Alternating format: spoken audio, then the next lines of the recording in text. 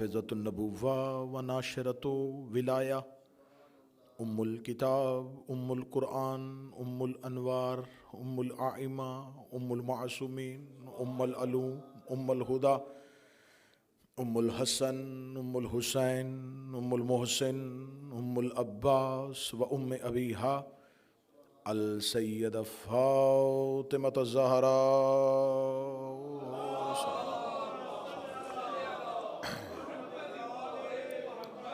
ولعن اللہ تعالی علی اعدائہم اجمعین.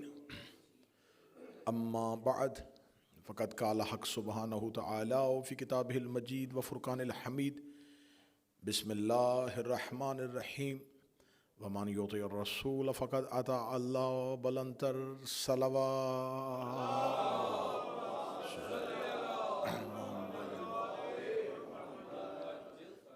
دعائے کہ مالکان ذکر بندگان ذکر کا وارثان ذکر کی بارگاہ میں پیش ہونا قبول فرمائے. آقا زادی ان عبادات کا مکمل اجر کروانے والے اور سننے والوں کو پہنچائے.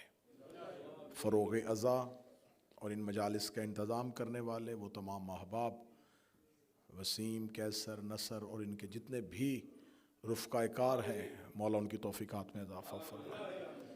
جو ماتمی ان مجالس میں عزا کی صفوں کا اہتمام کرتے رہے، میرا مالک ان کی عبادت کو قبول فرمائے. اس امام بارگاہ کے جتنے بھی عہدے داران ہیں، منتظمین ہیں، اور بالخصوص و بالعکس اس امام بارگاہ کی روح رواں جناب قبلہ سرکار حضرت علامہ ارشد ترابی صاحب، میرا مالک ان بزرگوں کا اور ان احباب کا سایہ ملت کے سر پہ سلامت فرمائے. میرا مولا آپ کی جو جو حاجات ہیں اپنی بارگاہ میں قبول فرمائے. اس امام بارگاہ کا سنگ بنیاد رکھنے والے، اس میں اپنی خدمات دینے والے جو دنیا سے جا چکے ہیں، اس ذکر کی عزت کا صدقہ مولا ان کی شفاعت فرمائے.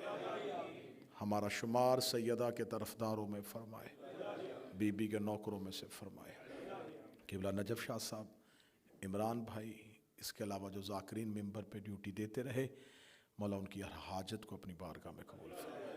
دعاؤں کی قبولیت کے لیے مل کے ممکنہ حد تک بلند صلوات پڑھ لیں. اللہ صلی اللہ.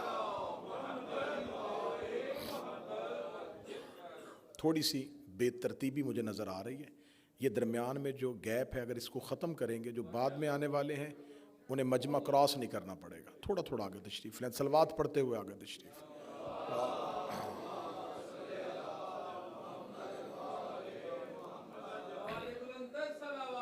اللہ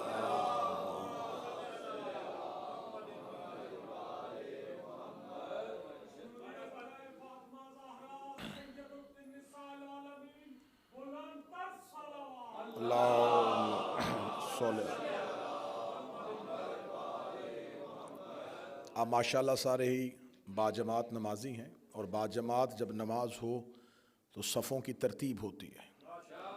اگر اگلی صف میں جگہ خالی ہو تو پیچھے نہیں رکتے، پہلے اگلی صف کو مکمل کرتے.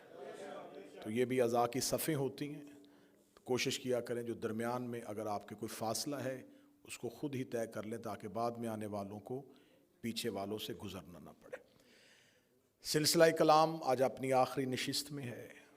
موضوع گفتگو تھا سورہ مبارکہ النساء، اطاعت پیغمبر کے ذیل میں سیدہ کی اس تحریک کے تمام جزیات کو مفصل طریقے سے بیان کرنا، جنہیں کتابوں کی زینت تو بنایا گیا لیکن عوام الناس تک نہیں پہنچایا گیا. یہ وہ حقائق تھے جو میں نے آپ کے سامنے پڑھے. یہ کچھ من گھڑت نہیں تھا، کچھ ذاتی قیاس نہیں تھا. یہ وہ تمام تاریخی حقائق تھے جو تاریخ کے اوراق کی زینت تو بنے، لیکن کسی نہ کسی مصلحت کی وجہ سے انہیں عوام سے دور رکھا گیا، اور یہ کہہ کے ان سے پیچھے کیا گیا کہ یہ اختلافی موضوعات ہیں، اس کے ساتھ کمیونٹی میں اختلاف برپا ہو سکتا ہے، تو لہٰذا ایسے مسائل کو ڈسکس نہیں کرنا چاہیے جس سے کسی دوسرے کی دل آزاری ہو، کسی کو تکلیف ہو۔ یہ بات آج کے دور کا مسلمان اخلاق کی وجہ سے کہتا ہے، اور اخلاق کی سیرت میرے نبی نے دی تھی۔ وہ خلق عظیم کا مالک تھا، اس کے کردار کا نام، اس کی سیرت اخلاق ہے۔ تو جس کی سیرت کا نام اخلاق ہے، اس نے مکہ کے 40 قبیلوں کے درمیان کھڑے ہو کے کہا تھا تمہارے سارے جھوٹے ہیں، میرا ایک سچا ہے۔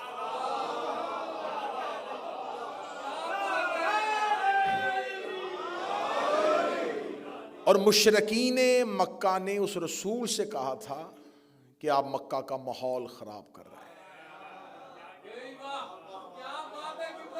نسل در نسل ہم سب کے بزرگ اکٹھے یہاں رہتے رہے، ہم آپس میں ایک دوسرے کے ساتھ تعلق داریاں رکھتے ہیں، ایسی بات نہ کرو جس سے کمیونٹی ڈیوائیڈ ہو جائے، جس سے مکے کا مزاج بدل جائے۔ تو رسول اللہ نے فرمایا کہ مجھے اللہ نے یہی حق کا پیغام دے کے بھیجا ہے، تم مانو پھر بھی حق یہی ہے، نہ مانو پھر بھی حق یہی ہے۔ میں تم سے تمہارے خدا زبردستی چھڑوا تو سکتا نہیں، بتا تو سکتا ہوں۔ ہم عین رسول کی سنت پر عمل کر رہے ہیں، ہم تم سے زبردستی کسی کو چھڑوا نہیں سکتے، حق منوا تو سکتے، حق پہنچا تو سکتے، حق بتا تو سکتے۔ آپ نے جس کو ماننا ہے پھر اس حق کو سننے کے بعد آپ اسے مانیں۔ میں نے کل کی گفتگو یہاں پہ آ کے روک دی تھی کہ پورا جہاں جہاں اسلام ہے وہ فدق کی وجہ سے۔ اگر کوئی کہے کہ اس طرح اسلام فدق کی وجہ سے تو نہیں پھیلا، تو جب رسول نے پہلی تقریر کی تھی نا دعوت العشیرہ، وہ 40 کافروں میں کی تھی، پھر وہ 40 کافر مسلمان ہوئے تھے۔ آج پوری دنیا میں جتنے مسلمان ہیں یہ ان 40 کافروں سے شروع ہوئے تھے۔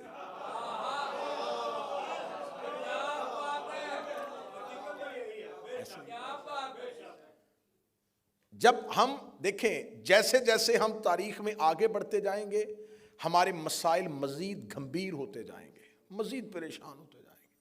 اگر ہم نے غلط فہمیاں ختم کرنی ہیں تو ہمیں پچھلے قدم واپس پلٹنا ہے۔ جیسے آگے بڑھتے جا رہے ہیں، کتابیں زیادہ ہوتی جا رہی ہیں، لوگ زیادہ ہوتے جا رہے ہیں، علماء زیادہ ہوتے جا رہے ہیں، بحثیں زیادہ ہوتی جا رہی ہیں، مذہب زیادہ، اس سے 100 سال پیچھے جائیں کتابیں بھی کم ہو جائیں گی، لوگ بھی کم ہو جائیں گے، پھر اس سے 100 سال پیچھے جائیں اور کمی آ جائے گی، پھر اس سے 100 سال پیچھے جائیں اور کمی آ جائے گی۔ جیسے جیسے ہم تاریخ کا فاصلہ الٹے قدم لیفا، اب یہ مدینہ مرکز میں تقریر شروع ہو چکی ہے جی، اب جب یہ مدینہ مرکز میں منبر پہ نبی کے جانشین کی حیثیت سے بیٹھ گئے، تو اب انہوں نے نظام اسلام کو صرف مدینے تک نہیں پہنچانا تھا۔ ایک یمن سے بندہ چلے، ایک مصر سے بندہ چلے، ایک دمشق سے بندہ چلے، ایک فارس سے آ جائے، ایک ہندوستان سے آ جائے، اسے نبی کو نہیں دیکھا، وہ نبی کی زندگی میں آیا ہی نہیں۔ یمن تک پیغام پہنچ گیا کہ مکہ میں ایک رسول آیا تھا جس نے مدینہ میں پہنچ کے بتا دیا ہے اور اس کا مذہب سچا ہے۔ وہ شخص جب چلتا چلتا مدینے پہنچا، نہ اس نے قرآن کی آیتیں دیکھی تھی، نہ اس نے نبی کے چہرے کی زیارت کی تھی، وہ مسلمان ہونا چاہتا تھا۔ اب اسلام کا مرکز اور کیپٹل تھا مدینہ۔ جب وہ مدینہ پہنچتا تھا تو وہ پہلا سوال کرتا تھا تمہارا نبی کہاں ہے؟ وہ دنیا سے چلے گئے، اس کے بعد جانشین کون ہے؟ اب میں پورے تاریخ کے اس واقعات کو یوں آپ کے سامنے نکالنے رکھا ہوں۔ اب جب وہ پہنچتا دربار میں اور آ کے سوال کرتا کہ جانشین پیغمبر کون ہے، وہ صاحب جو منبر پر بیٹھے، وہ آگے کہتا جی دیکھیں مجھے میرے گاؤں، میرے دیہات، میرے قصبے، میرے شہر تک پیغام پہنچا کہ ایک دنیا میں مذہب آ گیا ہے جو سچا ہے، مجھ تک پیغام دیر سے پہنچا، میں نے نبی کی زیارت نہیں کی، مجھے اسلام کے کسی کانسیپٹ کا نہیں پتا، مجھے کسی تصور کا نہیں پتا، آ گیا ہوں آپ کے پاس، اب مجھے پہلے دن سے اسلام بتائیں۔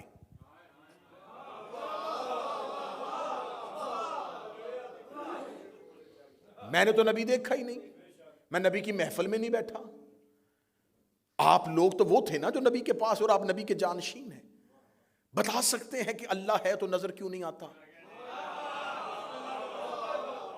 بتا سکتے ہیں کہ اس نے طاقت صرف فرشتوں کو کیوں دی ہے؟ بتا سکتے ہیں کہ تمہارے مذہب میں ابراہیم اور اسماعیل کا تصور کیا ہے؟ بتا سکتے ہیں کہ تم موسیٰ کی لوحوں کے بارے میں کیا یقین رکھتے ہو؟ کیا تمہیں خبر ہے کہ حواری نے عیسیٰ کون کون تھے؟ چلو یہ باتیں چھوڑو، تم مجھے بتاؤ تمہارے مذہب میں نمازیں 5 ہیں، کیوں 5 ہیں؟ اب جس کو یہ سب کچھ پتا تھا وہ گھر میں بند تھا. نوجوان میرا ساتھ دینا، میں تاریخی مجلس آپ تک پہنچانے لگا ہوں. وہ اکیلا نہیں تھا، وہ قرآن کے ساتھ تھا. کیونکہ قبلہ تائید فرمائیں گے کہ میرے آقا و مولا یہ ہے علی کی حکمت. مولا علی دربار خلافت میں آئے تھے کہ لے لیا تم نے ممبر رسول، یہ قرآن میں نے ترتیب نزولی کے اعتبار سے جمع کر دیا ہے، اس قرآن کو رکھ لو. اور یہ کہہ کے واپس بھیج دیا کہ علی نہ ہمیں تیری ضرورت ہے نہ تیرے جمع کیے ہوئے قرآن کی ضرورت ہے. اس علی سے قرآن نہیں لیا. آج تک مسلمان قرآن کو اس کی ترتیب نزولی کے اعتبار سے اکٹھا نہیں کر سکے. جو آیت پہلے آئی تھی وہ درمیان میں پڑی ہے، مکی صورتیں بعد میں آ گئی، مدنی صورتیں پہلے رکھ دی. قرآن کو اگر آپ پڑھنا شروع کریں تو قرآن چلتے چلتے آیت ایک بتاتی آگے لہجہ بدل دیتی ہے.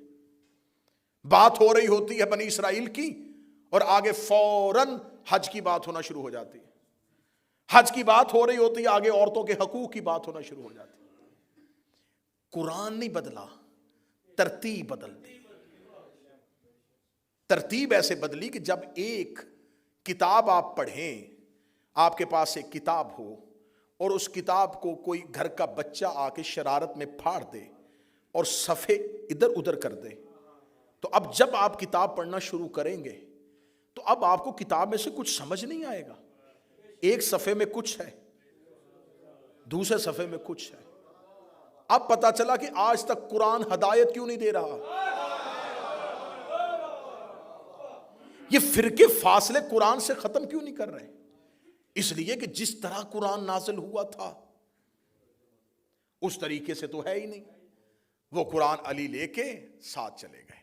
اب یہاں پر الزام لگایا جاتا ہے کہ شیعہ یہ کہتے ہیں کہ ان کا قرآن اور ہے. ہمارا قرآن اور نہیں ہے، قرآن یہی ہے، لیکن ترتیب وہ نہیں ہے جس طرح نازل ہوا تھا. اور یہ آپ بھی مانتے ہیں کہ قرآن کی پہلی آیت کہاں پڑی ہے، قرآن کی آخری آیت جو آئی تھی وہ کہاں پہ پڑی ہوئی ہے. اس کا مطلب ہے قرآن نزول کے اعتبار سے نہیں، جیسے نازل ہوا تھا ویسے نہیں. اب فوراً سوال کیا جاتا ہے کہ اچھا اگر یہ قرآن علی کے پاس تھا تو جب علی کی حکومت آئی تھی، جو سوال بعد میں تقریر پہ ہونا ہے میں اس کا جواب پہلے دینے لگا ہوں. پھر علی اپنے دور میں اس قرآن کو مسلمانوں کے لیے نافذ کر دیتے. اگر مولا امیر المومنین اپنی چوتھی خلافت میں وہ قرآن لے آتے جو علی نے گھر میں ترتیب نزولی کے اعتبار سے جمع کیا تھا تو اس کے بعد ہر آنے والا خلیفہ اپنا قرآن لے کے آتا اور الزام سارے کا سارا امیر المومنین پہ آتا کہ پہلے 3 خلفاء نے قرآن نہیں بدلا تھا.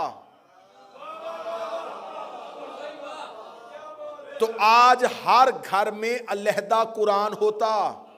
آج بڑے فخر سے جو سینہ چوڑا کر کے کہتے ہو نا مسلمانوں کا قرآن ایک ہے، علی کی وجہ سے ایک ہے، مولا امیر المومنین کی وجہ سے ایک ہے.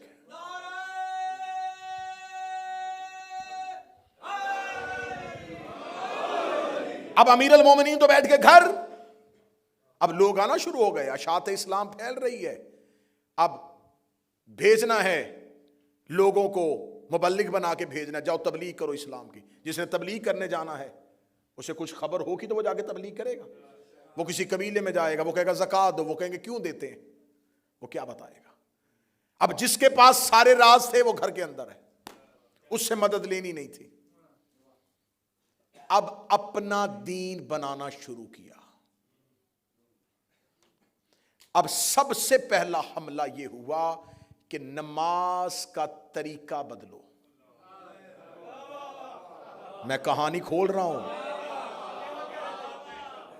اگر طریقہ وہی رہا جو علی کا ہے تو پھر ہم میں اور اس میں کیا فرق ہوگا؟ پھر جب طریقہ بدلا تو طریقہ قرآن کی آیت سے نہیں بدلا.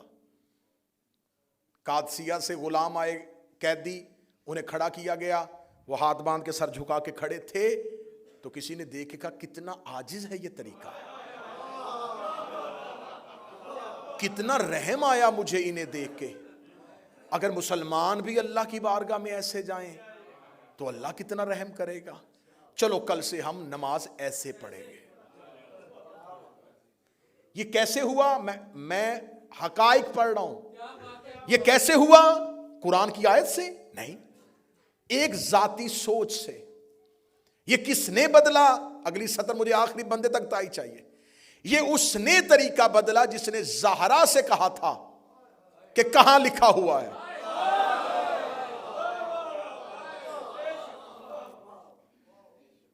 اب اپنا طریقہ بنانا شروع کر دیا, ایک ایک چیز نئی بنانی شروع کر دی.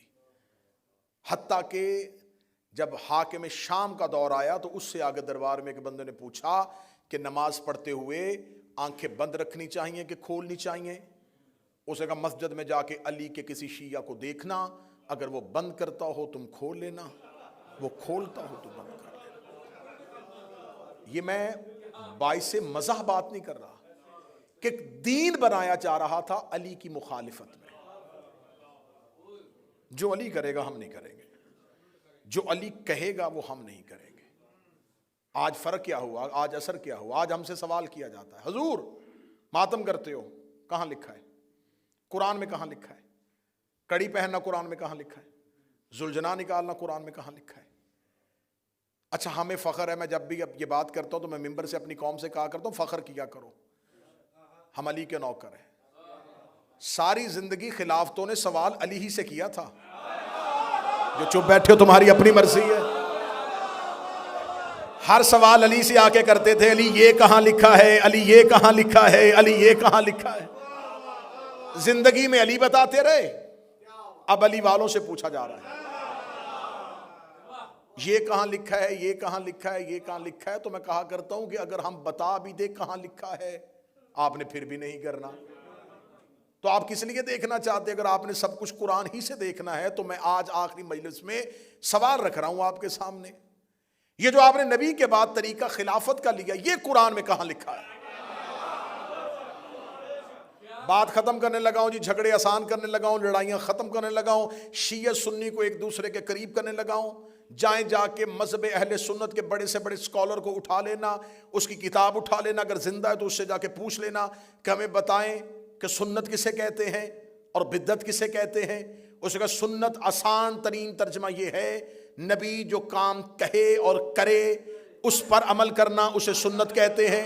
نبی جو زندگی میں کہے اور کرے اس کو کرنا, اسے سنت کہا جائے. یہ آسان ترین ترجمہ ہے. نبی اپنی زندگی میں جس کام کا حکم دے اور جو کر کے دکھائے اس پر عمل کرنا, اسے سنت کہتے ہیں. ہم نے اہل سنت کے علماء سے پوچھا بدعت کسے کہتے ہیں؟ اس کا جو کام نبی نے اپنی زندگی میں نہ کیا ہو اور نبی کے بعد کیا جائے اسے بدعت کہتے ہیں. اس کا مطلب سنت وہ جو نبی کہے اور کرے, بدعت وہ جو نبی کے بعد شروع ہو. اگر گھر میں بیٹھ کے گالی دینی ہے تیری اپنی مرضی ہے, سوشل میڈیا پہ میرے مذہب کا مذاق اڑانا تیری مرضی ہے, ورنہ حقیقت میں تیری گردن کے اوپر لے کے کھڑا ہو. تیرے علماء نے مانا ہے جو نبی کہے اور کرے وہ سنت, جو نبی کی زندگی میں نہ ہو اور بعد میں ہو وہ بدعت ہے. پھر تجھے ماننا پڑے گا غدیر نبی کی زندگی میں تھا, سقیفہ نبی کے بعد تھا. غدیر سنت ہے, سقیفہ بدعت ہے.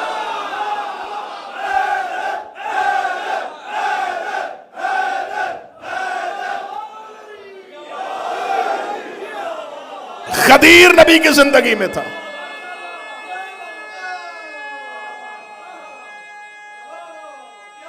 بسم اللہ. غدیر نبی کی زندگی میں تھا,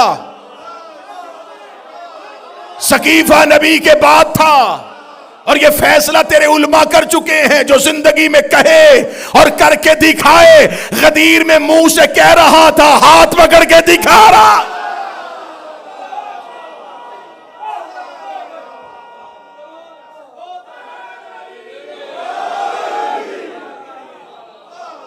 اس کا مطلب ہے کہ نبی نے غدیر کہی بھی تھی، دکھائی بھی تھی۔ قبلہ دراوی صاحب آپ سے دعا لے کے میں بہت بڑا ٹائٹل آج حسینیہ بریڈ فورڈ میں مسلمانوں سے چھیننے لگا ہوں، 1400 سال کے بعد ہم چھیننے لگے۔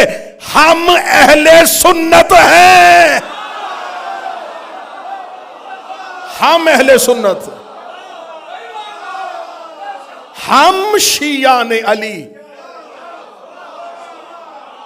ہم اہل سنت ہیں۔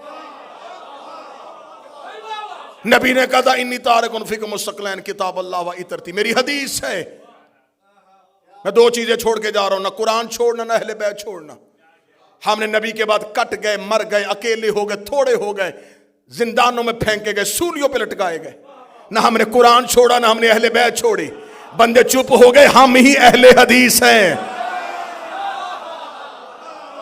اہل سنت بھی ہم ہیں، اہل حدیث بھی ہم ہیں۔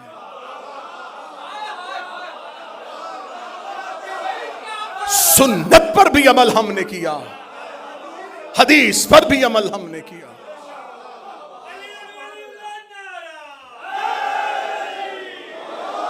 ہم نے نبی کے بعد امامت کو مانا، اور وہ ہم نے علی نبی کی حدیث سے لیا ہے۔ جھگڑے ختم کرنے ہیں نا، بات کسی کو تڑپانے کے لیے نہیں، محبت کے ساتھ کرنی ہے۔ جہاں تک میری آواز ہے میں اہل سنت سے کہہ رہا ہوں، رسول اگر غدیر میں حضرت ابو بکر کو مولا بنا دیتے ہم انہیں مان لیتے۔ 4 بندوں نے بے شک کیوں کہا ہے؟ مشکل فیصلہ ہو گیا، مان لیتے۔ رسول نے، کیونکہ قرآن نے کہا ہے جو رسول دے۔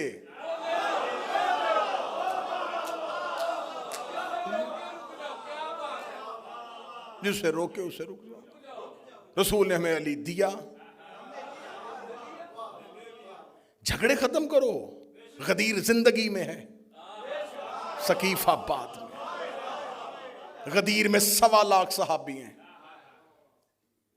ثقیفے میں 40 یا 70 لوگ ہیں۔ زیادہ سے زیادہ تعداد شبلی نما نے لکھ دی 300 اور 1.25 لاکھ کا پھر بھی مقابلہ نہیں۔ غدیر میں رسول نے منبر بنایا ہے، ثقیفہ میں جھگڑا ہو رہا تھا۔ غدیر میں نبی نے خطبہ دیا ہے، ثقیفہ میں دنگا اور فساد ہو رہا تھا۔ غدیر میں نبی نے علی کا ہاتھ پکڑا ہے، ثقیفہ میں حضرت عمر نے حضرت ابو بکر کا ہاتھ پکڑا ہے۔ غدیر میں رسول نے کہا تھا یہ میرا مولا ہے، ثقیفہ میں حضرت عمر نے کہا تھا اسے میں خلیفہ بناتا ہوں۔ اب فیصلہ گھر جا کے کرنا، قبر کی رات بڑی اندھیری ہے، اور کفن میں جیب نہیں ہوتی، قبر میں الماری نہیں ہوتی، اندھیری رات ہے، فرشتوں کو جواب دینا ہے۔ غدیر میں خلیفہ مصطفیٰ نے بنایا ہے، ثقیفہ میں خلیفہ حضرت عمر نے بنایا ہے۔ فیصلہ گھر جا کے کرنا، قرآن میں اطاعت نبی کی واجب ہے یا حضرت عمر کی واجب؟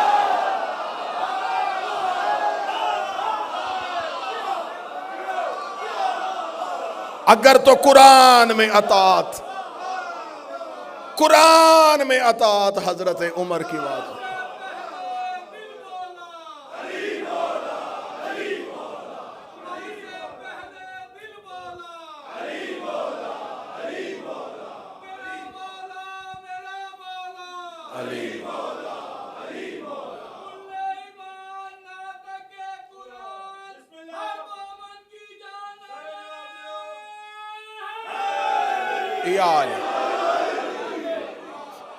اگر تو قرآن میں اطاعت ہے حضرت عمر کی واجب، پھر ہم شیعہ پیچھے ہٹتے ہیں۔ قرآن میں اطاعت مصطفیٰ واجب ہے، قرآن میں اطاعت پیغمبر واجب ہے۔ اور میں پہلے دن سے پڑھ رہا ہوں آیت کہ خدا نے کہا من یطع الرسول فقط اطاع، جس نے رسول کی اطاعت کی۔ اس نے اللہ کی اطاعت. غدیر زندگی میں ہے. اب سیدہ جب دربار میں گئیں تو شہزادی نے صرف جگیر کا فیصلہ نہیں کروایا. ابن ابی الحدید کہتے ہیں کہ میں نے اپنے استاد معظم سے پوچھا, چلی جو گئی تھی بی بی, تو ان کو چاہیے تھا کہ وہ دے دیتے جاگیر. ابن ابی الحدید کہتا ہے کہ میں لکھ رہا تھا اور میرے استاد نے کہا قلم رکھ, اگلی بات سن اور لکھنا نہ. اگر وہ جاگیر دیتے زہرا واپس نہ جاتی, زہرا اگلا مطالبہ شوہر کی خلافت کا کر دیتی. سیدہ فوراً اگلا مطالبہ. تو یہ سوال فدق کا نہیں جھٹلایا جا رہا, یہ خلافت علی سے بچنے کی کوشش کی جا رہی ہے. انہوں نے خلافت امیر المومنین سے بچنے کی کوشش کی, لیکن بہت برے طریقے سے خود بھی پھنس گئے اور ماننے والوں کو بھی پھنسا گئے. ہم نے نبی کے بعد امامت کو مانا, ایسے ہی ہے. امام کو منبر تخت ملے یا نہ ملے, امام امام ہی ہوتا. یوسف قید خانے میں بھی نبی تھے, موسیٰ جنگلوں میں پیغمبر تھا, اور فرعون تخت پہ بیٹھ کے بھی لعنتی تھا. اس کا مطلب ہے کہ لعنتی تخت پر بھی بیٹھ جائے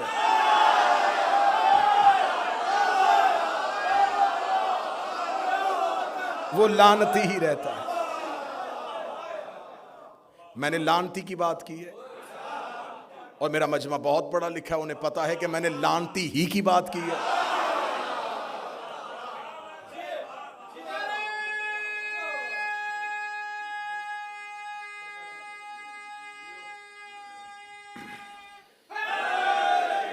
اب اگر فرعون کو بادشاہت مل گئی ہے تو پھر کیا کریں, اسے مان لیں؟ نہیں, کوئی مسئلہ نہیں. موسیٰ اگر سفروں میں ہے, جنگلوں میں ہے, نبی ہے. یوسف قید خانے میں نبی ہے. یہ اللہ کے عہدوں کو زمینی عہدوں کی ضرورت نہیں ہوتی, زمین والوں کو ضرورت ہے کہ وہ جس کو اللہ نے عہدہ دیا ہے اسے عزت دیں, اسے زمین میں اقتدار دیں, اسے زمین میں حکومت دیں. یہ زمین والوں کا حق ہے.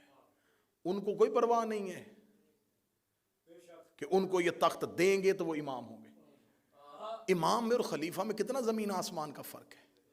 خلیفہ کی جب بیعت نہیں ہوتی تو گھر سے نکلتا ہے تو وہ عام مسلمان ہوتا ہے, عام انسان ہوتا ہے نا, کیونکہ ابھی بیعت ہی نہیں ہوئی. ممبر پہ آیا, لوگوں نے بیعت کرنی شروع کی تو وہ خلیفہ بن گئے. اس کا مطلب یہ ٹائٹل اس نے نہیں بدلا, لوگوں نے بدلا, کیونکہ خلیفہ بنا ہے لوگوں کی بیعت سے. نہ لوگ بیعت کرتے نہ خلیفہ بنتا. گھر سے نکلا تھا تو ایک عام پبلک تھا, لوگوں نے بیعت کر دی, خلیفہ بن گیا. امام گھر سے نکلے تب بھی امام ہے, اکیلا مسجد میں نماز پڑھ کے واپس چلا جائے پھر بھی امامت کی. ہاں, زمینی صورتحال بدلنے سے عزت اور عہدہ نہیں بدلتا. اب فقہ کس نے بتانی تھی؟ امام نے. ہم نے رسول اللہ کے بعد سلسلے کو ٹوٹنے نہیں دیا. رسول کے فوراً بعد ہم نے مولا علی کو مان لیا, مولا علی نے ہم تک فقہ پہنچا دی, مولا کے بعد مولا حسن نے پہنچا دی, اس کے بعد مولا حسین. ہر دور کا امام فقہ پہنچاتا گیا. ادھر فقہ کا کوئی بندوبست نہیں ہے, ادھر صرف بادشاہت ہے, خلافت, پہلا خلیفہ, دوسرا خلیفہ, تیسرا خلیفہ, چوتھا خلیفہ. بعد میں یاد آیا کہ ہمارے پاس تو امام ہے ہی نہیں. میں حقائق پڑھ رہا ہوں. اب آج اہل سنت کے جتنے بھی اسکول آف تھاٹ ہیں, حنفی ہیں, شافعی ہیں, حنبلی ہیں, مالکی ہیں, یہ سارے کے سارے اسکول آف تھاٹس کہتے ہیں کہ جو ہمارا سب سے پرانا بزرگ ہے وہ ابو حنیفہ ہے. یہ سب سے پہلے آئے تھے. یہ جب آئے ہیں اس وقت تک حکومت پہنچتی चौथे दौर को क्रॉस करते हुए 5वें दौर के करीब पहुंच गई। 4 खिलाफतों का दौर गुजर गया और मुसलमानों के पास अभी तक कोई फिका नहीं थी। तुमने पहला इमाम बनाया अबू हनीफा को, जब तक वो इमाम नहीं बने थे तुम किसकी फिका पर अमल करते थे?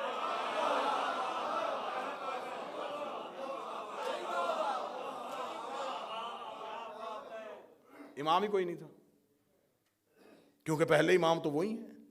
जब वो नहीं थे किसकी फिका थी? अगर किसी की फिका थी तो फिर लेके आए कि उसके नाम से वो फिका हो। फिकाए अबू बकर सदीक, फिकाए उमर फारूक नहीं, खिलाफत अबू बकर, खिलाफत उमर, खिलाफत उस्मान, खिलाफत माविया। खिलाफतें हैं, इमामत नहीं।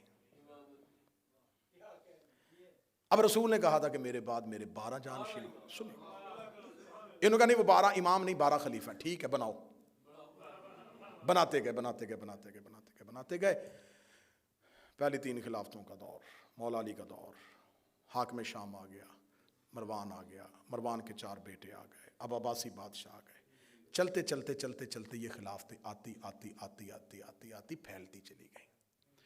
रसूल ने कहा था कि 12 पे तादाद रुक जाएगी। हमने पहले के बाद दूसरा, दूसरे के बाद तीसरा, तीसरे के बाद चौथा, चौथे के बाद हम 11 तक पहुंचे, 12वां गैबत में चला गया। हमने उसका इंतज़ार करना शुरू कर दिया। हम इंतज़ार कर रहे हैं और आज तक कर रहे हैं और करते रहेंगे जब तक वो ज़ुहूर नहीं फरमाएंगे। आपने इमामत वाली लाइन नहीं अडॉप्ट की, आपने कहा हम खिलाफत वाली लाइन पे चलेंगे। अब चलते गए मुख्तलिफ बादशाहों को खलीफा बनाते बनाते बनाते बनाते आखिर तक आप पहुंच गए। आपके ज़हन में अब क्या करें? अब आपने इतना ढीठपन का मुजाहरा किया कि आपके पास अब अपना इमाम तो था कोई नहीं। आपने भी कहना शुरू कर दिया इमाम मेहंदी।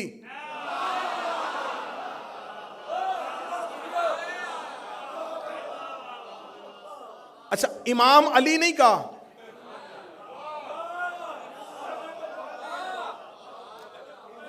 पहली का चांद बारीक होता है, किसी को नजर आता है किसी को नहीं आता, लेकिन जब 14वीं का आए ना, अली इमामत का पहली का चांद है, मेरा महदी 14वीं का चांद है, इमाम अली नहीं कहा। अच्छा, ये तमाम जगहों पे जानबूझ के मौला अली को इमाम नहीं कहा, हजरत अली, इमाम लफ्ज आया ही नहीं। जब देखा ना कि इधर खिलाफत में यजीद आ गया है, इमाम हुसैन कहो, हजरत हुसैन। मर्जी में थोड़े थोड़े इमाम क्यों? मौला अली को इमाम कहा नहीं, जब देखा इधर खिलाफत में यजीद आ गया, साथ ही निकल के नहीं नहीं इमाम हुसैन। अब कहो ना खलीफा यजीद।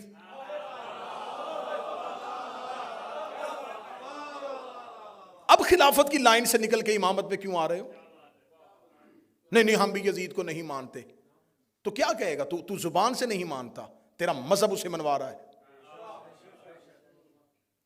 अब यजीद खिलाफत में एक ऐसा बदनुमा दब्बा था जिसे आज भी मुसलमान अपने खाते में ले ही नहीं रहे।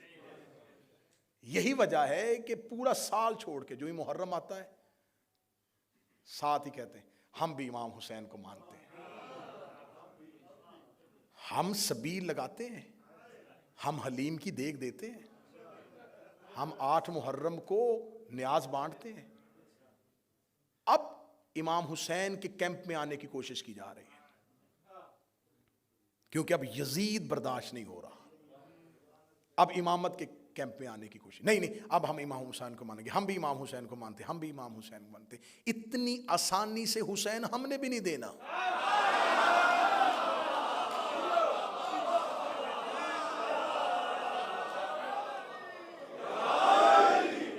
इतनी आसानी से हम आपको हुसैन नहीं देंगे। हमने कोई हुसैन आसानी से लिया? हम आसानी से हुसैन नहीं देंगे कि आप आज और आके हम ये हुसैन को मानते। अब आपने हुसैन को नहीं। हुसैन एक निजाम का नुमाइंदा है, यजीद भी एक निजाम का नुमाइंदा है। हुसैन अपनी मर्जी से इमाम नहीं बने, उसी निजाम के तहत इमाम बने। سطر اگلی بڑی مشکل ہے، کم کلیجوں سے نیچے اترے گی. یزید بھی مرضی سے خلیفہ نہیں بنا،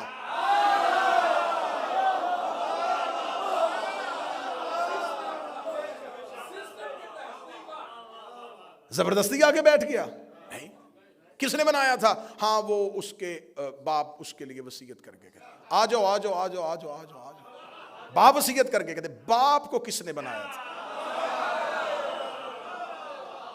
اس کے لیے تیسرے خلیفہ نے سفارش کی تھی. تیسرا خلیفہ کس نے بنایا تھا؟ وہ جی ان کے لیے دوسرے خلیفہ کمیٹی بنا کے تھے. دوسرا کس نے بنایا تھا؟ اس کے لیے پہلا وصیت کر کے چلا گیا تھا. پہلا کس نے بنایا تھا؟ وہ جی سقیفے میں مسلمانوں نے بنایا تھا. پھر مان جا یزید سقیفے کی پیداوار ہے.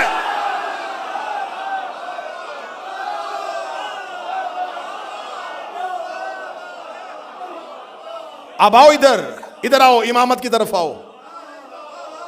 تم نے حسین کو کیوں مانا؟ اس لیے کہ حسن نے کہا تھا کہ میرا بھائی امام ہے. حسن کو کیوں مانا؟ اس لیے کہ علی نے کہا تھا میرا بیٹا امام ہے. علی کو کیوں مانا؟ اس لیے کہ نبی نے غدیر میں کہا تھا علی امام.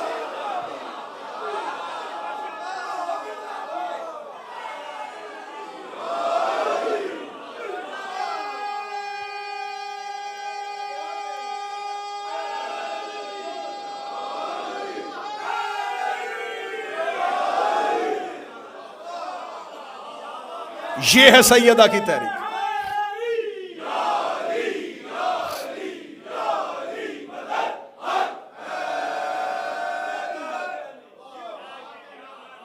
یہ ہے سیدہ کی تحریک.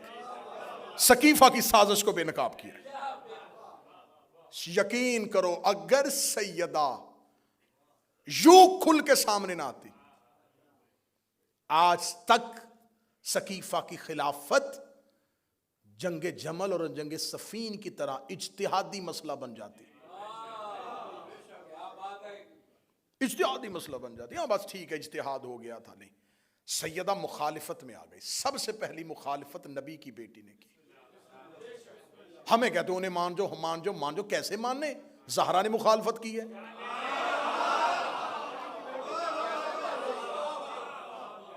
بھئی کیسے تسلیم کر جائیں؟ نبی کی بیٹی مخالفت کر رہی ہے، وہ وصیت کر کے جا رہی ہے. کیا میں ان لوگوں کو اچھا نہیں سمجھتی؟ میں ان کے لیے بد دعا کروں گی.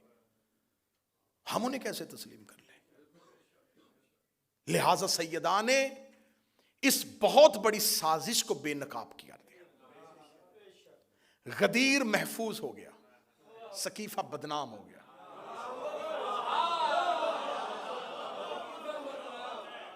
بدنام کر دیا نبی کی بیٹی نے اپنی تحریک کے ساتھ.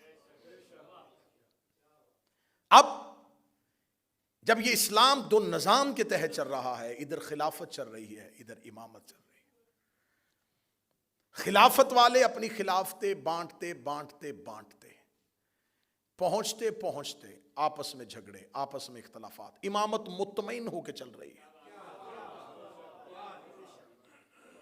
خلیفہ کے بیٹوں میں جھگڑا ہوا ہے. میرے پاس اب وقت نہیں رہا. بھائی نے بھائی قتل کیا ہے. بیٹے نے باپ کی آنکھوں میں آگ کی سلائیاں دی ہیں. جاؤ جا کے پڑھو عباسی اور اموی بادشاہوں کی اولادوں کا کردار، وہ کیا کیا کرتے رہے. وہاں حکومتوں کی لڑائی اور جھگڑے ہوئے. امام کے جانے کے بعد کسی امام کے 11 بیٹے، 13 بیٹے، 9 بیٹے، 8 بیٹے، کوئی جھگڑا نہیں. انہیں پتا تھا امام ہم نے نہیں بنانا، اللہ طے کرے گا اور جو ہوگا وہ اگلا امام. خلافت کے گھر جھگڑا رہا، امامت کے گھر جھگڑا نہیں. امام مطمئن رہے. انہیں پتا تھا امام کے بیٹوں نے اختلاف نہیں کیا امامت میں کہ مجھے امام بناؤ میں امام بنوں گا. نہیں، وہ مطمئن ہے. وہ کس لیے مطمئن؟ انہیں پتا تھا کہ امام ہم نے نہیں بنانا. جب امام کے بیٹے مل کے امام نہیں بناتے، سر نہ ہلانا، زبان سے بولنا. جب امام کے بیٹے مرضی سے امام نہیں بناتے تو غلام کے بیٹے مرضی سے امام کیسے بناتے؟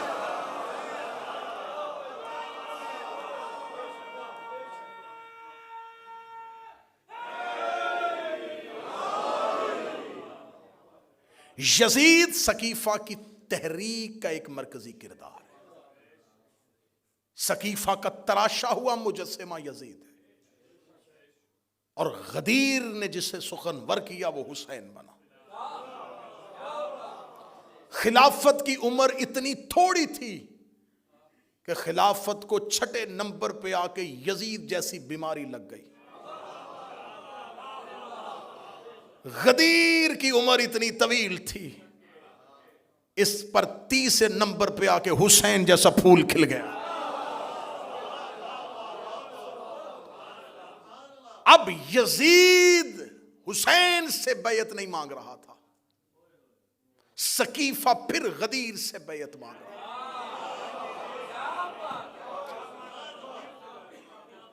حسین کربلا میں آئے، لشکر نہیں ٹکرا رہے، دو نظام آپس میں ٹکرا رہے۔ غدیر نے سقیفہ کی حکومتوں کا بت ہمیشہ کے لیے توڑ دیا۔ امامت چلتی چلتی چلتی چلتی 12ویں پہ آ کے رک گئی، اور خلافت اپنی ہی گلیوں میں کہیں گم ہو گئی۔ 53 اسلامی ملک ہیں، کسی کو نہیں پتا کہ اولی الامر کون ہے۔ آتی اللہ و آتی رسول و اولی الامر منکم، اطاعت کرو اللہ کی اور اس کے رسول کی اور اولی الامر کی۔ اولی الامر کون؟ وقت کا بادشاہ۔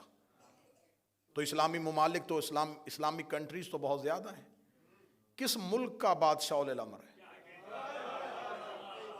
حضرت محمد بن سلمان اولی الامر ہیں، یا حضرت شہباز شریف اولی الامر ہیں؟ کون اولی الامر ہے؟ آپ کے تو اولی الامر بہت زیادہ ہو گئے، ہم تو اطمینان سے بیٹھے۔ کس سے چھینی تھی؟ نبوت کے بعد عہدہ چھینا تھا نا۔ اب آ جاؤ، انتظار کرو ایک وقت کا، ہم بھی کر رہے ہیں۔ اس وقت میں آ جائے گا امامت کا نمائندہ بھی، اور امامت کا نمائندہ جب زمین پہ اترے گا تو ایک نبوت کو بھی زمین پر اتار دیا جائے گا۔ میں تحریک سیدہ کے آخری جملے پڑھنے لگا ہوں۔ جب وقت نماز ہوگا تو یہ پہلا جملہ ہے جو امام کے ظہور کے بعد زمین پہ گونجے گا۔ امام زمین پہ آئیں گے، اذان دے دی جائے گی، اذان دینے کے بعد لوگ صفے باندھ دیں گے، سرکار ولی العصر کے پیچھے نماز با جماعت ہونا شروع ہو جائے گی، یا پچھلی صف میں آ کے عیسیٰ ابن مریم کھڑا ہو جائے گا۔ عین وقت نماز کے موقع پر زہرا کا بیٹا ایک نظر پیچھے مریم کے بیٹے کو دیکھے گا اور دیکھ کے کہے گا تقدم ابن مریم، مریم کا بیٹا آگے بڑھ، مصلی پہ آ۔ عیسیٰ کام کے کہے گا میری جرت ہی کیا ہے، میں زہرا کے بیٹے کو نماز پڑھا، میں زہرا کے بیٹے کو نماز پڑھاؤں، میں زہرا کے بیٹے کو نماز پڑھاؤں۔ اے میرے وقت کا امام، تو فاتح خیبر کا بیٹا ہے، تو حسین جیسے سید الشہداء کا بیٹا ہے، تو زین العابدین جیسے زین العبا کا بیٹا ہے، تو محمد باقر کا بیٹا ہے، تو جعفر صادق کا بیٹا ہے۔ تجھے کہنا چاہیے تھا کہ کیسے ہو سکتا ہے کہ حیدر کرار کا بیٹا پیچھے کھڑا ہو، کیسے ہو سکتا ہے حسین کا بیٹا پیچھے کھڑا ہو۔ یہ کیوں کہا کہ زہرا کا بیٹا آگے کھڑا ہوگا؟ میرا 12واں زمانے میں آ کے پہلا عقیدہ دے گا، اے اپنے عقیدے درست کرو۔ جس زہرا کا آخری بیٹا عیسیٰ جیسے نبی کے پیچھے نہیں پڑتا، اس کا باپ محمد کسی بت پرست کے پیچھے۔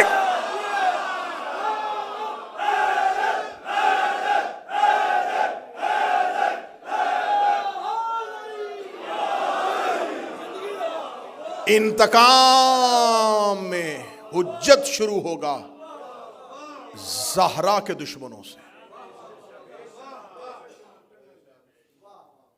میرا مولا تمہیں اپنی زندگی میں ظہور دکھا دے۔ ہماری آنکھیں بند ہوں تو میرا 12واں آئے، ہمیں قبروں سے اٹھنے کی توفیق دے۔ میرا مولا انتقام ہی زہرا کے دشمنوں سے شروع کرے، قبروں سے نکالے گا۔ روایات مذہب جعفریہ کی چاہو گے میں ممبر پہ دکھانے کے لیے، قبروں سے نکال کے الٹا لٹکائے گا، کہے گا جلاؤ ان کو۔ مذہب اسلام میں میت جلانے کی اجازت نہیں ہے، میرا 12واں کہے گا جلاؤ ان کو۔ میں ان کے بدن سے آگ کے شعلے دیکھنا چاہتا ہوں۔ اے رحمت للعالمین کا بیٹا کیوں ان کے جسم سے آ کے شعلے دیکھنا چاہتا ہے؟ رو کے میرا بارواں کہے گا نہیں بھولی مجھے دادی کے دروازے کی.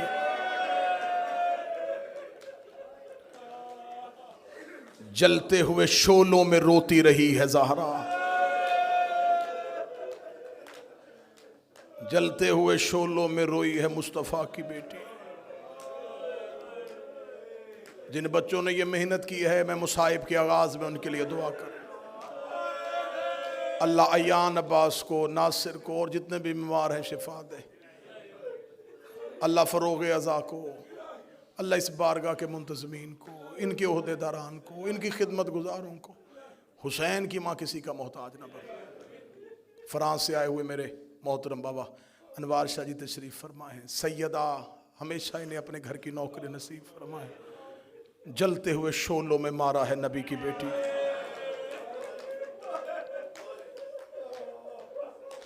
یہ آواز میری یہاں تک نہیں رہے گی، میں بار بار کہہ رہا ہوں یہ مجلسیں پوری دنیا میں سنی جا رہی ہیں، ہزاروں لوگ ان مجلسوں کو سن رہے ہیں.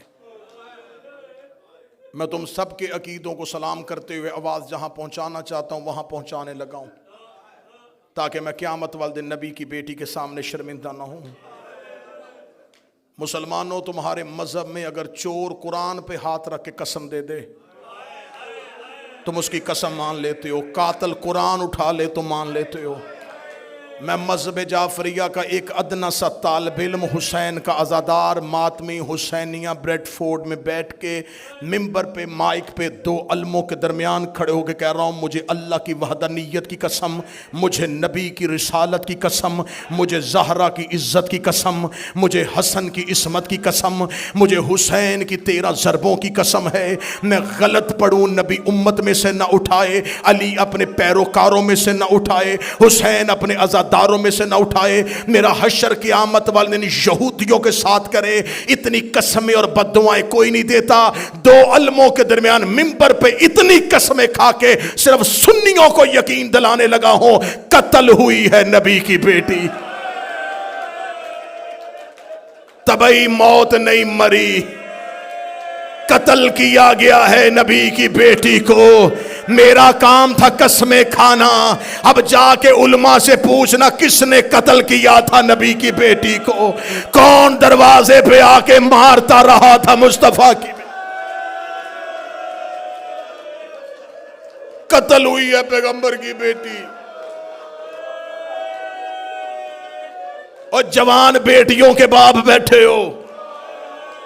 جب زہرا نے دنیا چھوڑی ہے منتظر شاہ بی بی کی عمر اتنی تھی جتنی کربلا میں حسین کے اکبر کی عمر تھی.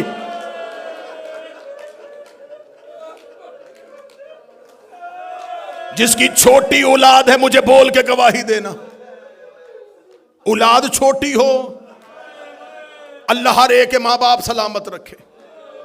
اللہ حسیب تیرے باپ کے درجات بلند فرمائے. میں ممبر پہ دعائیں دیتا ہوا جملے پڑھتا جا رہا ہوں. ماں باپ کا سایہ اولاد پہ اللہ سلامت رکھے. اولاد چھوٹی ہو نا، باپ مر جائے، ماں بچے پال لیتی. اللہ نہ کرے کوئی اولاد چھوٹی ہو اور ماں مر جائے، پھر باپ سے بچے پالے نہیں جاتے. اولاد چھوٹی ہو اور ماں بیمار ہو نا، کوئی پوچھنے کے لیے آئے تو رو رو کے کہتی ہے مجھے زندگی سے محبت نہیں ہے لیکن دعا کرو اللہ مجھے صحت دے دے، میرے بچے بڑے چھوٹے ہیں. بچے چھوٹے ہوں تو ماں کو موت سے ڈر لگتا ہے. ماں رو رو کے کہتی ہے میں نہ مروں، میری بیٹیاں بڑی چھوٹی ہیں، میرے مرنے کے بعد میرے بچے رل جائیں گے. ہر ماں کی حسرت ہوتی ہے میں بیٹوں کے چہرے دیکھوں، میں بیٹیاں عزت کے ساتھ گھر بھیجوں. پردے میں میری بہنیں بیٹیوں کے لیے دعا کر رہا ہوں اللہ تمہیں اولاد کے سر پہ سلامت رکھے. ماں کینسر کی مریضہ بھی ہو، اسے موت سے ڈر لگتا ہے کہ میرے بچے بڑے چھوٹے ہیں. زہرا کی اولاد چھوٹی تھی اور بابے کی قبر پہ اگر بابا میں مرنا چاہتی ہو، بابا اب زہرا کو موت دے دے، بابا انہوں نے مجھے بڑا ستایا. منہ سے موت مانگی ہے نبی کی بیٹی. آج ہم سے کہتے ہو ان کی عزت کریں. خدا نے جتنے عدد خلق کیے اتنی دفعہ ان پہ لعنت. رلایا ہے انہوں نے نبی کی بیٹی کو. کل میں نے پڑھ دیا زخم محمد کی بیٹی کے. تمہاری طاقت جواب دے گئی تھی، میں پڑھ ہی نہیں سکا. میں دیکھ رہا تھا کل پڑھتے ہوئے مجمع سے لوگ بے ساختہ ہاتھ جوڑ رہے تھے. عمران بھائی مجھے خبر ہو گئی، میں علموں کے درمیان کھڑا ہوں. ابھی میں نے پورے زخم نہیں پڑھے، پورے زخم میں نے تمہیں نہیں سنائے. زہرا کی تدفین کے بعد علی کی آواز آئی سب گھر کو چلے جاؤ. حسن حسین کو گھر بھیج دیا. علی اکیلے بیٹھے رہے. عبداللہ ابن مسعود کہتا ہے میں تھوڑی دیر کے بعد جنت البقیع میں پہنچا تو علی جیسا امام ایڑیاں رگڑ کے رو رہا تھا. عبداللہ ابن مسعود کہتا میں نے پہلی بار علی کو بچوں کی طرح روتے دیکھا. میں نے علی کے پاؤں تھامے، میں نے رو کے کہا یا علی ایسے کیوں رو رہے ہیں؟ رو کے دے عبداللہ میرے گلے میں باہیں ڈال، مجھ سے مدینے میں کوئی درد نہیں سن رہا. میں بیٹوں کے سامنے رو نہیں سکتا، میں بچیوں کے سامنے رو نہیں سکتا. عبداللہ جب میں زہرا کو غسل دے رہا تھا زہرا کی پسلیاں ٹوٹی ہوئی تھی، زہرا کی پسلیاں شہید ہو چکی تھی. کتنی زخمی تھی محمد کی بیٹی، کتنی زخمی تھی محمد کی بیٹی. اور شیعو ہم تمہارے ڈر سے نبی کی بیٹی کے درد نہیں پڑتے. برداشت کرو تو سینے پہ ہاتھ رکھنا. میں جملہ پڑھوں، دروازہ جلنے سے لے کے شہادت کی رات تک زہرا بیٹوں سے چہرہ چھپاتی رہی. رو رو کے کہتی رہی ہے میرا چہرہ نہ دیکھنا. ایک دن آ کے حسن نے کہا تھا اماں چہرہ کیوں چھپاتی ہیں؟ رو کے کہا جب میں مر جاؤں میرے کفن کے بند کھول لینا. شہادت کی رات حسن ماں کے جنازے پہ آئے. حسن نے بی بی کے کفن کے بند کھولے. حسن نے دروازے سے بابے کی تلوار نکالی. حسین کی آواز آئی حسن کہاں جا رہا ہے؟ رو کے کہا بدلہ لینے جا رہا ہوں. رو کے کہا اب کیوں لینے جا رہا ہے؟ کہنے لگا میں نے اماں کا کفن ہٹایا ہے، میری ماں کے چہرے پہ تماچوں کے نشانے اور جیسے سکینہ زخمی ہوئی تھی.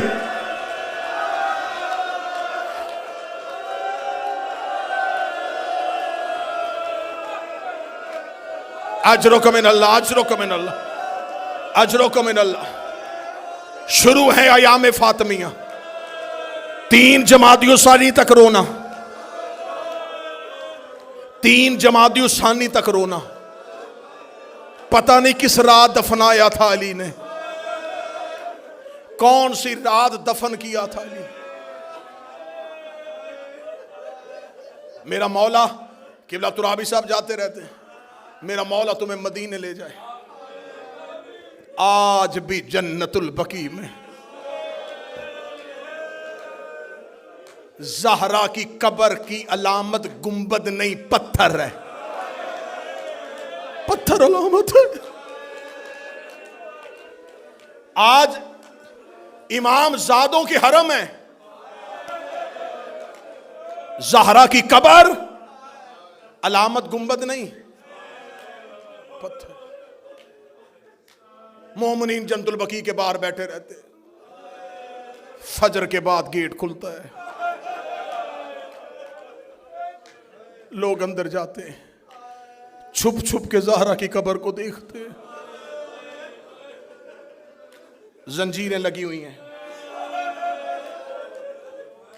سپاہی کرسیوں پہ بیٹھے ہوئے ہیں. آنے والوں کا چہرہ دیکھتے ہیں، کوئی رو تو نہیں رہا، کوئی زہرا کی قبر کو دیکھنے تو نہیں رہا. سر پہ قرآن رکھ کے بتاؤ آج اس ملک میں رہتے ہو، عیسائیوں کے قبرستان پہ بھی چلے جاؤ، کسی قبر کے باہر زنجیریں لگی ہوتی ہیں. زہرا کی قبر کے بعد لوہے کی زنجیریں ہیں. میں جملہ کہوں جو سید بیٹھے معاف کر دینا، آج بھی قید ہے محمد کی بیٹی. یہ قبر نہیں ہے، محمد کی بیٹی کا زندان ہے. زندان میں بند ہے رسول کی بیٹی.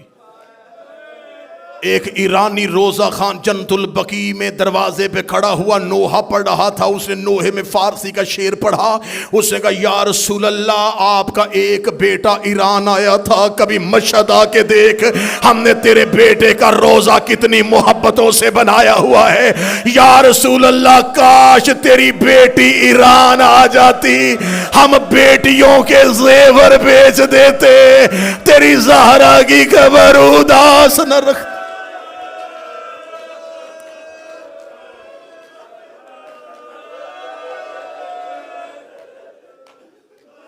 آج بھی جنت البقیع میں اداسی ہے.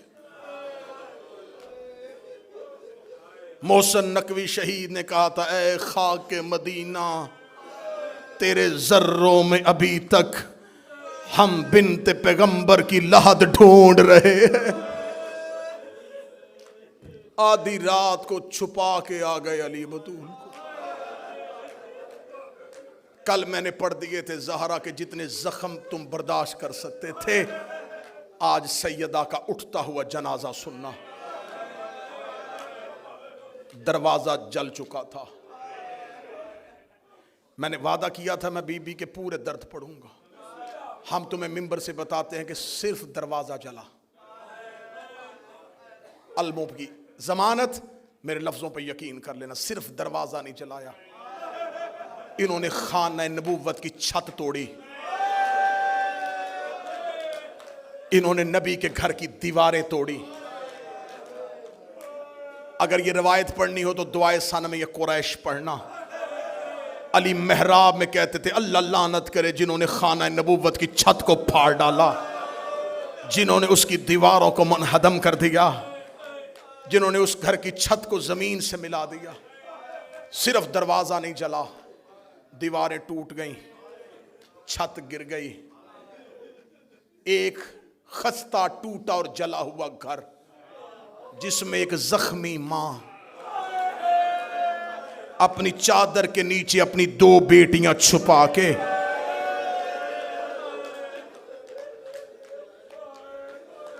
کبھی زخمی پہلو سے زینب کو لگاتی, کبھی زخمی ہاتھ سے حسین کا چہرہ چومتی.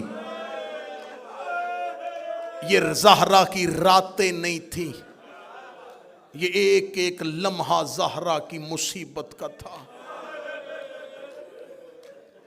جب علی کو لے کے یہ مدینے کے بازار میں گئے,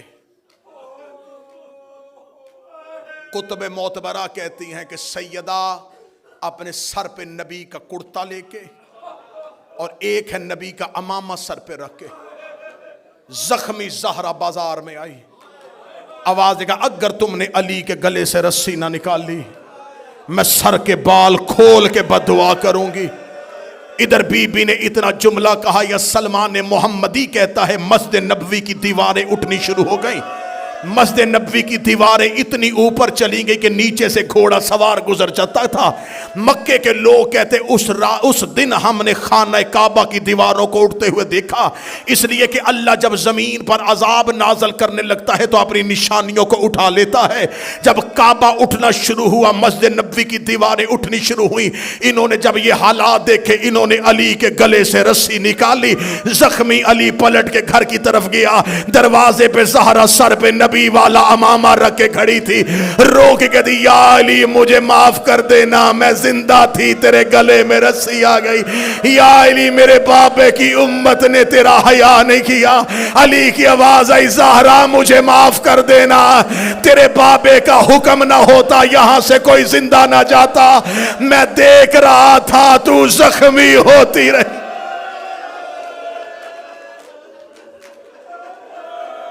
گھر میں آ گئے علی, گھر میں آ گئی زہرا. 30 دن تو نبی کے بعد 75 دن 90 دن ہر رات روتی رہی. آخری رات آ گئی, میں نے درمیان والے سارے درد چھوڑ دیے. رو کے کہتی یا علی میری کچھ وصیتیں, 17 یا ایک روایت 19 وصیتیں کی بی بی. یہ وصیت نہیں ہے شیعہ قوم کے لیے، ایک ایک جملہ موت ہے. یا علی، یا علی میری پہلی وصیت میرے جنازے کا اعلان نہ کرنا. یا علی مجھے رات کی تاریکی میں دفنا دینا. یا علی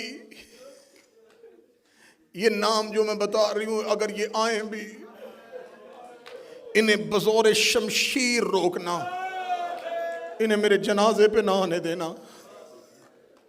یا علی میرا جنازہ کھلی چارپائی پہ نہیں. یا علی میرے لیے بند تابوت بنانا. مدینے میں جناب زہرا کے جنازے سے پہلے تابوت نہیں اٹھتا تھا، لوگ چارپائیوں پہ جنازے اٹھاتے تھے، کھجوروں کے پتوں پہ جنازے اٹھتے تھے. پہلی بار بی بی نے جناب ام ایمن سے کہا تھا، شرم آتی ہے عورت کو کھلی چارپائی بھی لے جایا جائے. ام ایمن نے کہا، رسول کی بیٹی، حبش کے لوگوں کا میں نے ایک طریقہ دیکھا ہے، وہ میت کو ڈھانپتے ہیں. کیسے؟ کمان کی طرح کھجوروں کی شاخیں لگاتے ہیں، اس کے اوپر کھجوروں کے پتے رکھ دیتے ہیں، یہ تابوت بنتا ہے. بی بی کہتی ام ایمن مجھے بنا کے دکھا. ام ایمن نے بنایا. فرمایا جب میں مر جاؤں نا علی کو ایسا تابوت بنا کے دینا. بی بی نے وصیت میں کہا، یا علی میں نے ام ایمن کو بتا دیا ہے میرا جنازہ بند تابوت میں اٹھانا. یا علی خاموشی سے میرا جنازہ لے کے چلے جانا. یا علی میرے بعد بنی کلابیہ مستور جس کا نام فاطمہ، اس سے شادی کرنا. یا علی اس کے بطن سے ایک بچہ پیدا ہوگا، اس کا نام عباس رکھنا. یا علی جب عباس دنیا میں آئے اس کے بازو چوم کے کہنا اماں فاطمہ سلام کہتی تھی. یا علی میرے بعد اگر کوئی فدق دے تو میرے عباس کی اولاد کا حصہ رکھ لینا. یا علی میرے حسین کو رات کو پیاس بڑی لگتی ہے، اس کے پانی کا خیال رکھنا. یا علی میری زینب پردے کی بڑی عادی ہے، کوشش کرنا دن کی روشنی میں گھر نہ آنا. زہرا وصیتیں کرتی رہی، علی روتے رہے. زہرا وصیتیں کرتی رہی، علی روتے رہے. بی بی نے علی کو وصیتیں کی. بی بی نے حجرے کا دروازہ بند کیا، مصلی عبادت پہ آ گئی محمد کی بیٹی. ایک روایت کہتی ہے حسنین قبر محمد پہ تھے، ایک کہتی دروازے پہ بیٹھے تھے. یا بی بی کی تسبیح کی آواز رکی. تسبیح کی آواز کا رکنا تھا، اولاد نے دروازہ کھولا. قالوا ان للہ و انا الیہ راجعون. زہرا دنیا سے جا چکی تھی. علی کے گھر میں جب بچوں کو پتہ چل جائے نا کہ ماں مر گئی ہے، اس گھر میں حالت کیا ہوتی ہے؟ بچے چیخ مار کے روتے ہیں. ادھر زہرا کی آنکھیں بند ہوئی، علی نے بچوں کو سینے سے لگا کر رونا نا لوگ اکٹھے ہو جائیں گے، رونا نا مسلمان جاگ جائیں گے، انہیں پتہ چل جائے گا کہ محمد کی کوئی جگہ خشک رہ جائے. فرمایا کوشش کرو سارا بدن ترو. فرمایا زہرا کا ہاتھ پہلو سے نہیں اٹھا، سیدہ کا پہلو سے ہاتھ نہیں اٹھ رہا. اللہ جانے کون سا زخم ہے جو چھپا کے چلی گئی ہے. غسل مکمل ہوا. جو سید بیٹھے جو دل کا مریض ہے بے شک اٹھ کے منچر چلا جائے. اگلے جملے بڑے سخت ہیں. جب کفن کا وقت آیا علی نے پہلی چادر دی. فضا کی آواز آئی یا علی چادر اور چاہیے. علی نے دوسری چادر دی. آواز آئی یا علی چادر اور چاہیے. علی نے تیسری چادر دی. 7 چادریں علی نے ہاتھ میں دی. دیکھے گا فضا چادریں 7 کیوں لے لی ہے؟ رو کے فضا نے پردے سے دونوں ہاتھ علی کے قدموں پہ رکھے. رو کہتی تیری غیرت کی قسم ہے زہرا کا خون بند نہیں ہو رہا. اتنی زخمی ہے محمد کی بیٹی، اتنے گہرے زخم ہے نبی کی بیٹی. علامہ مجلسی لکھ گئے بہار میں 7 چادروں کا کفن مل گیا. ہو گیا جنازہ تیار. ٹوٹا ہوا گھر، گری ہوئی دیوار، جلا ہوا دروازہ، اس کے اندر ایک حجرہ. उस हुजरे में इस शहजादी का जनाजा, जनाजे पे 2 बेटियां, उस हुजरे की दहलीज पे 2 बच्चे, घर के मरकजी दरवाजे पे कब्जा तलवार पे पेशानी रख के अली। एक बार अली मदीने का बाजार देखते, थोड़ी देर के बाद हुजरे में आके कहते हुसैन हसन उठो, मां का जनाजा उठाएं। अगले 2 पाए हसन उठाते, पिछले 2 पाए 2 बेटे उठाते। हुजरे से निकल के जनाजा सहन में आता, अली फिर जनाजा वापस ले जाते। रोक दे जनाजा रख दो, अली फिर दरवाजे पे आ जाते। फिर मदीने की गली को देखते, फिर जाते, रोक दे उठा हसन जनाजा, फिर जनाजा उठाते, फिर दरवाजे पे आते। जिस बंदे ने पूरी जिंदगी का मातम लेना है, 7 मरतबा जनाजा दरवाजे पे आया, 7 मरतबा हुजरे में गया। हसन की आवाज आई, बाबा जनाजा लेके बाहर क्यों नहीं जा रहे? अली की आवाज आई, हुसैन को ना बताना मर जाएगा। हसन तू मेरे बाद इमाम है अकेला। हसन को जाके दरवाजे पे खड़ा किया। बाहर मदीने के चौक में लोग कह के मार के कह रहे थे, या अली तूने हमारे मर्दों को मारा था, हमने तेरी मस्तूर को मारा है, हमने तेरी खातून को मारा है। अली रो के कहते, मर जाएगा मेरा हुसैन, मर जाएगी मेरी ज़ैन।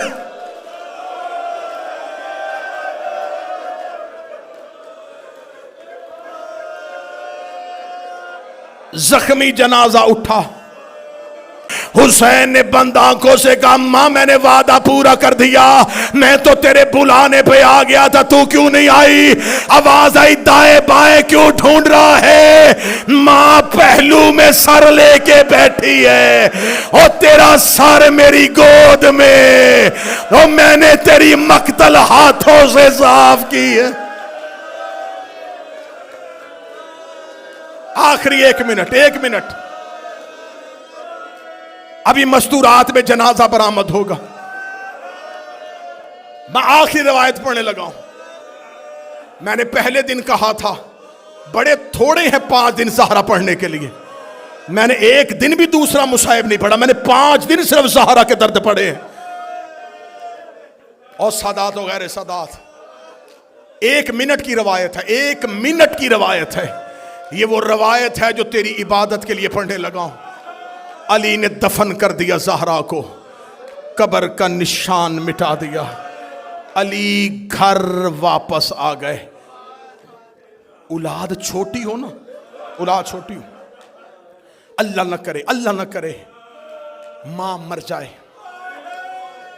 जब रिश्तेदार आते ना तो वो छोटे बच्चों को ढूंढते, इस मां का छोटा बच्चा कौन सा है। कभी कोई रिश्तेदार उठा के बाहर ले जाता है, कभी कोई उठा के बाहर ले जाता है, ताकि ये घर ना जाए, मां का जनाजा ना देखे। उस बच्चे के लिए सबसे मुश्किल रात होती है जब मां के बाद पहली रात आती है। फिर वो एक एक मेहमान से पूछता है, अम्मा कहाँ है, मेरी मां कहाँ है, मैंने मां के साथ सोना है। फिर रिश्तेदारों को मुसीबत पड़ती है कि अब इसे कौन समझाएगा। बच्चों को रात को माँ याद आ जाती है। लो जिनकी माएँ चली गई उनके लिए मिंबर से मेरे हाथ उठ गए, जिनकी जिंदा है तुम्हारी माओं की जिंदगी के लिए भी मेरे हाथ उठ गए हैं। अली ने ज़हरा को दफना के अली घर आ गए। अली घर आके नमाज शब के लिए अली ने मुसल्ला बिछाया। अली ने मुसल्ला बिछाया, अभी अली तकबीर कहने लगे, फिजा की आवाज आई, या अली अभी नमाज शुरू न करना। अली की आवाज आई, फिजा क्या हुआ? रो के दी एक और मुसीबत आ गई है। अली कहते, ज़हरा की मौत के बाद कौन सी मुसीबत है? रो के कहते, या अली वो देख दरवाजे पे तेरी ज़ैनब सो गई है, वो देख हुजरे में तेरी कलसूम है, वो देख रेत पे तेरा हसन है। मैं पूरा घर तलाश कर आई हूं, मुझे हुसैन कहीं नहीं मिल रहा, ज़हरा का लाल कहीं नहीं मिल रहा। अली ने मुसल्ला छोड़ा, अली ने तलवार निकाली, मदीने की गलियों में अली दौड़े, हुसैन हुसैन हुसैन। बाबा ढूंढ रहा है। जब अली जन्नतुल बकी में पहुंचे, हुसैन मां की कब्र पे मुंह रख के रो रो के कह रहा था, मां वापस घर आ जा, मुझे नींद नहीं आ रही, मैं तेरे बगैर नहीं सोता।